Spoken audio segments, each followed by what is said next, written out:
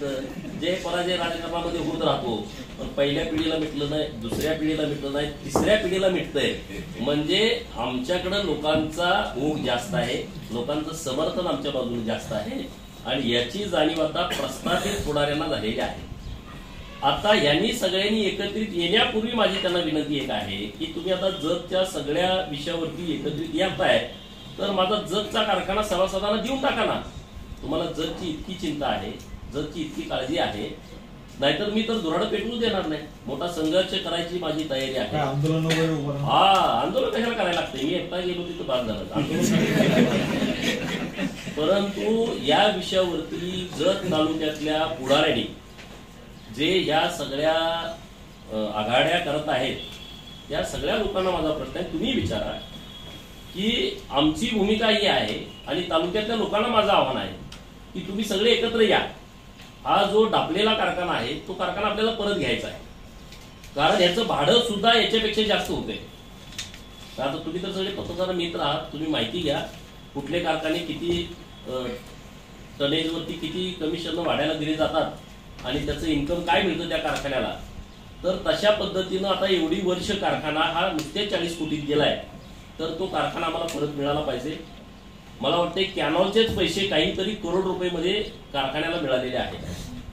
कारखान्याची जमीन इतकी मोठी आहे जी 250-300 एकरापर्यंत 280 एकरापर्यंत जमीन आहे.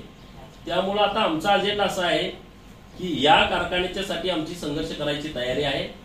तो कारखान्याचं धोरण आम्ही पेटू देणार नाही. जे कोणी लोकांनी करार या कारखान्याशी केलेले आहेत त्यांना मी आधीच विनंती करतोय की तुमचं नुकसान व्हायला नको. इथं संघर्ष अटळ आहे जोपर्यंत हा कारखाना जत तालुक्यातल्या मायबाप सभासदांच्या हक्काचा होत नाही, मालकीचा होत नाही. ज्यांनी शेरड विकून, करडं विकून, मेंढ्या विकून, धान्य विकून, ज्वारी असेल, बाजरी असेल, मका असेल किंवा किडूक मिडूक गळ्यातलं मोडून ज्यांनी सभासद फी भरली आहे आणि ज्यांनी 5-5, 8-8, 10-10 सभासद संख्या मेंबरशिप घेतलेली आहे, त्यांचा कारखाना झाला पाहिजे. आणि याच्यावरती या सगळ्या लोकांनी जे आता माझ्या विरोधात आघाडी करतायत त्या सगळ्या लोकांनी याचं उत्तर द्यावं आणि मग निवडणुकीला पुढे जावं. याचं जर उत्तर तुमच्याकडे नसेल तर तुम्ही लोकांच्या जाणार कसं. लोकांनी पण यांना प्रश्न विचारावा की बाबांनो अशी अशी गोपीचंद पडळकर, डॉक्टर आरडी साहेबांनी, गोबी साहेबांनी भूमिका मांडलेली आहे की कारखाना आता तुम्ही इतके दिवस खाल्लाय आणि तो कारखाना आता परत सभासदांचा माग. तुम्हाला तर जतचं कल्याण करायचं आहे ना. जतचं कल्याण करणं म्हणजे काय करणं, कारखाना देणं. दुसरं तुमच्या हातात आहेच काय ना. तुम्ही निधी देऊ शकताय काय तुमच्या हातामध्ये. जत साठी तुम्हाला करायचं आहे, जी लोक आता तुमच्याकडे पुढे येणार आहेत निवडणुकीसाठी, तुमच्या हातात काय आहे. तुम्ही राज्य सरकारकडून 1 रुपया देऊ शकत नाही, मी तिथं आमदार आहे तर मीच देऊ शकतो.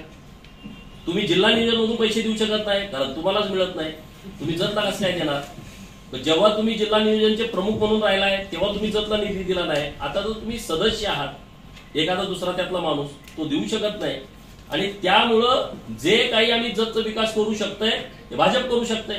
भाजपा व्यतिरिक्त तुमच्याकडे कुठला पर्याय नाही. आणि त्यामुळं या सगळ्या लोकांनी जत आम्ही असं करू, जत आम्ही तसं करू, तर असं होत नाही. त्यांच्या डोक्यात एकच आहे, 1 नंबर गोपीचंदची जिरली पाहिजे आणि नंबर 2 जत मध्ये सीटा त्यांना मिळाल्या तरच आम्ही काहीतरी जिल्हा परिषदेवरती वर्चस्व करू शकतो. 2च विषय त्यांचे आहेत आणि ते पूर्णपणे राजकीय आहेत. माझं वैयक्तिक तुम्हाला माझा रोष आहे, मला तुम्ही ठोका ना, पण जतचं कशाला नुकसान करताय. जतचं तुम्ही नुकसान करू नका. आणि आता कोणी लोक सगळे एकत्रित येत आहेत त्याच्यावरती जेव्हा अधिकृतपणे कोणाच्या अलायन्स होत आहेत, कोण एकत्रित लढणार आहे, त्या दिवशी मी एकदम तुमच्याशी खुलेआमपणे चर्चा करेन. ज्या दिवशी त्यांची अलायन्स फायनल होईल, जिल्हा परिषदची, जिल्हा आपल्या नगरपालिकेची किंवा पंचायत समितीची, ह्या अलायन्स जेव्हा होतील, त्यांच्या अलायन्स 2 ठिकाणी मजबूत, एक आटपाडी आणि दुसरं जत. तिसरीला त्यांचे अलायन्स नाही. त्यांचे दौरे बघा तुम्ही, गेल्या 7-8 महिन्यातले खासदाराचा दौरा बघा, माजी मंत्र्याचा दौरा बघा, कुणाचाही दौरा जतला नसेल तर आटपाडी. आता माझे खासदार पण दौरा वाढला. कुणाचे पण ज्यांचे सगळे जे मिळालेले आहेत त्यांना वाटतंय लोकांना काही कळत नाही. लोकांना सगळं कळतं आणि जेव्हा लोकांना कळत नाही तेव्हा मी अगदी व्यवस्थितपणे उलगडून सांगतो, काही चिंता करू नका. साखर कारखान्यावर न्यायालयीन प्रक्रिया आहे, कसंही असू दे, न्यायालयाची लढाई लढू, पण इकडे यांना थांबू ना. 2 लढाई लढाव्या लागतात, एक रस्त्यावरची, एक न्यायालयातली. दोन्ही लढाई लढू. वकील कागद घेऊन आला माझ्याकडे परवा, सगळं माझ्याकडे काही नव्हतं मटेरियल, त्याने मला सगळं मटेरियल दिलं ज्यांच्याकडे आहे त्यांनी. तर आम्ही अरे 110 लोकांच्या गाड्यांच्या वरती कर्ज आहे, तुम्ही फेडले नाही ती कर्ज. कारखान्यावरती कामगार कुठले, किती कामगार जतमधले का?